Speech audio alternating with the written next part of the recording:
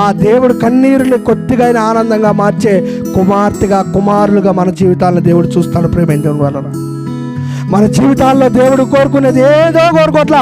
నీ ఆస్తులు తెచ్చియమంట్లా, నీ ఐశ్వర్యం ఇవ్వమంట్లా, నీ ఆయుష్ ఇవ్వమంట్లా. ఏం కోరుకుంటున్నానంటే కేవలం నేను పుట్టించినందుకు నన్ను స్తుతించండి, నేను మిమ్మల్ని కలిగించినందుకు నన్ను స్తుతించండి, నేను నీ కొరకు సమస్తం చేశాను, నా కొరకు కొద్ది దినాలన్న బ్రతుకు అని దేవుడు అడుగుతూ ఉంటే మన ఇష్టానుసారంగా మనం బ్రతికితే చనిపోయినాక సమాధానం ఏమని చెబుతాం?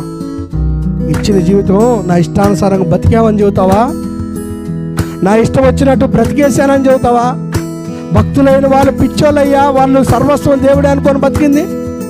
ఎందుకు బతికారయ్యా భక్తులంటే వాళ్ళకి తెలుసు ఏమని, ఈ జీవితం శాశ్వతమైనది కాదు, అక్షయ దేహమైన ఈ మహిమ దేహం ఒకానొక రోజు, ఇదిగో ఈ శరీరం ఒకానొక రోజు తోర్చబడిద్ది, మరలా మహిమ దేహంగా అక్షయ దేహంగా లేపబడిద్ది.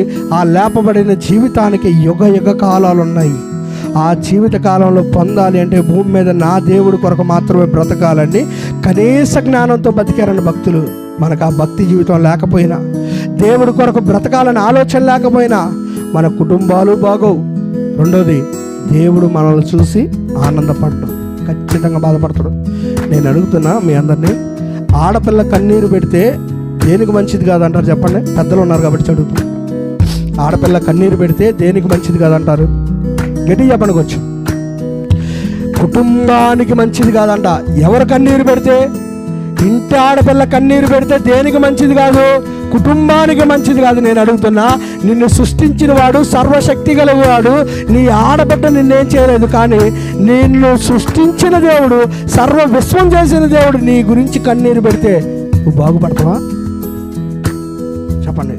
ఆడపిల్ల కన్నీరు పెడితే కుటుంబానికి ముప్పని, కుటుంబానికి ఇబ్బంది అని, కుటుంబం పాడైపోద్దని, భవిష్యత్తు తరాలు లేకుండా పోతాయని ఆలోచించే నువ్వు, నీకు సమస్తాన్ని ఇచ్చినవాడు, నీకు సౌకర్యం ఇచ్చినవాడు, నీకు రూపాన్ని ఇచ్చినవాడు, నీకు బలాన్ని ఇచ్చినవాడు, ఆయుష్ ఇచ్చినవాడు కన్నీరు పెడితే ఎలా ఉంటుంది?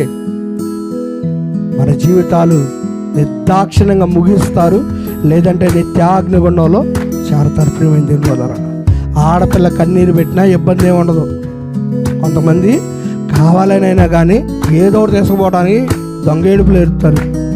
కానీ ఈ దేవుడు కన్నీరు వచ్చిందంటే మన పాప జీవితాన్ని బట్టే. ఈ దేవుడు ఎందుకు బాధపడతాడయ్యా, ఆయన కన్నీరు ఎందుకు పెడతాడయ్యా అంటే కేవలం మన జీవితాన్ని బట్టే. దేవుడు అనేక జనాంగాన్ని చేసి ఆదికాండంలో అనేక జనాంగాన్ని చేసినప్పుడు నరులను పుట్టించినందుకంట దేవుడు ఏం చేసిందంట?